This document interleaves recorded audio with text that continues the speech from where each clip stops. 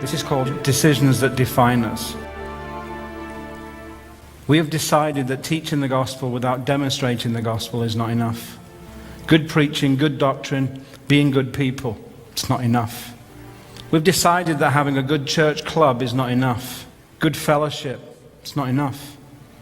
And just being a member of that club is not enough.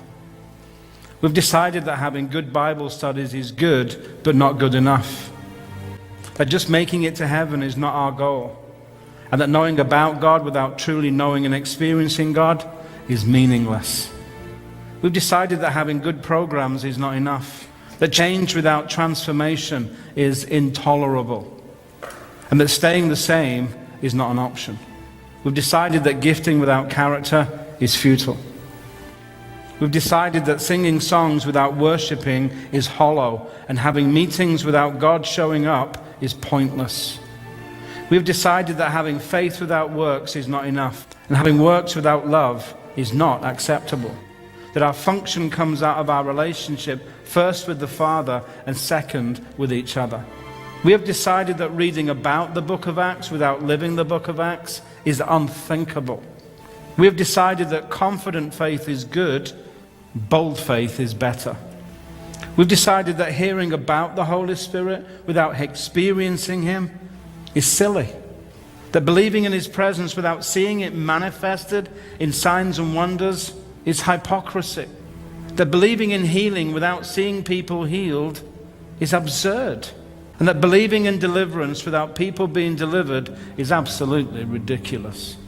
We've decided to be Holy Spirit filled, Holy Spirit led, and Holy Spirit empowered. Anything less doesn't work for us.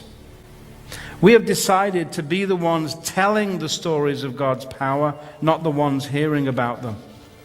We have decided that living saved but not supernatural is living below our privilege and short of what Christ died for.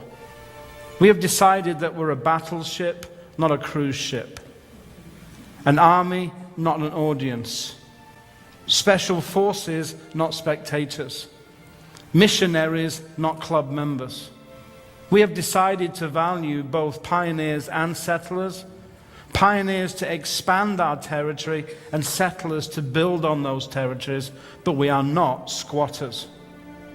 People who take up space others have fought for without improving it. We have decided to be infectious instead of innocuous, contagious instead of quarantined, deadly instead of benign. We have decided to be radical lovers and outrageous givers. We have decided that we're a mission station, not a museum. Therefore, we honor the past, but we don't live in it. We live in the present with our eyes on the future. We see past events, successes and failures as stepping stones, not stop signs. We pursue learning in order to be transformed, not learning in order to know. We are people of engagement, not observation. We focus on what could be, not on what is or has been. We are not limited to the four walls of this building. Our influence is not restricted by location. Not even the nations are out of bounds. We are more concerned about how many we send out into the world than how many we convince to come into the building. This building is meant to be filled, and it will be, but it will not be the measure of who we are or the measure of our effectiveness. We raise up world changers, not tour guides. We train commandos, not committees. We are a people of our destiny, not our history. We have decided that it's better to fail while reaching for the impossible that God has planned for us than succeed in settling for less. We have decided that nothing short of His kingdom come and His will be done in our world as it is in heaven will satisfy. We have decided that we will not be satisfied until our world freaks out and cries out, those who've turned the world upside down have come here too. These are some of the decisions that define who we are as a community and how we live our lives. These decisions are not destinations, but rather journeys. Journeys along an ancient path. We've not found some new way, but rather rediscovered the path as old as Abraham, Isaac, and Jacob. The same path followed by Moses, Joshua, and Caleb, Paul, John, and Peter. The path followed by the first century church, a church that revolutionized the culture of the first century and beyond. It's a path that will impact the world we live in today. It's a path of bold faith, believing that what God says is really true and acting on it.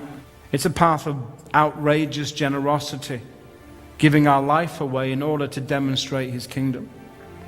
It's a path of radical love, loving God with everything in us and our neighbor as ourselves.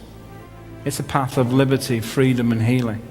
On this path, you will find significance, purpose, and destiny. It's a path less traveled, however. It's not a path only available to a select few, but to whosoever will may come. It's for people of every nation, tribe, and tongue, for those in any occupation or vocation. No matter where you are in your life journey, there's room on this path for you.